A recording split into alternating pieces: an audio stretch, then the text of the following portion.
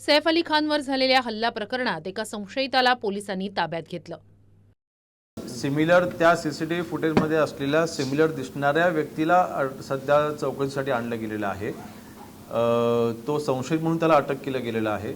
जो काही आरोपी आहे त्याला विविध सीसीटीव्हीच्या मार्फत त्याला ट्रॅक केलं जातंय आणि त्याची मूवमेंट ही लक्षात येते, त्यामुळे लवकरच तो देखील पकडला जाईल। शाहिद असं ताब्यात घेतलेल्या संशयिताचं नाव आहे।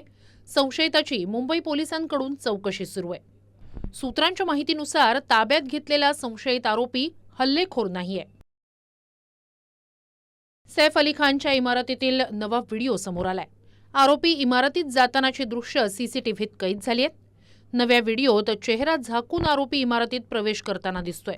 मध्यरात्री 1:37 आरोपीनं इमारतीत प्रवेश केला, तर मध्यरात्री 2:33 आरोपी इमारतीतून खाली उतरल्याचं पाहायला मिळतंय।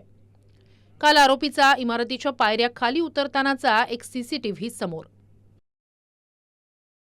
आरोपीची ओळख पटवण्यासाठी पोलीस खान कुटुंब आणि घटनास्थळी उपस्थित असलेल्यांची मदत घेणार आहेत। ताब्यात घेतलेल्यांची ओळख पटल्यास पोलीस त्याला अटक करणार आहेत।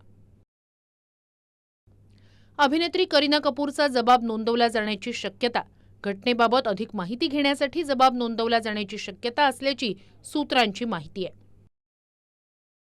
सैफच्या घरात आरोपीचा जबरदस्तीनं शिरण्याचा कोणताही प्रयत्न दिसत नाही, अशी सूत्रांची माहिती आहे।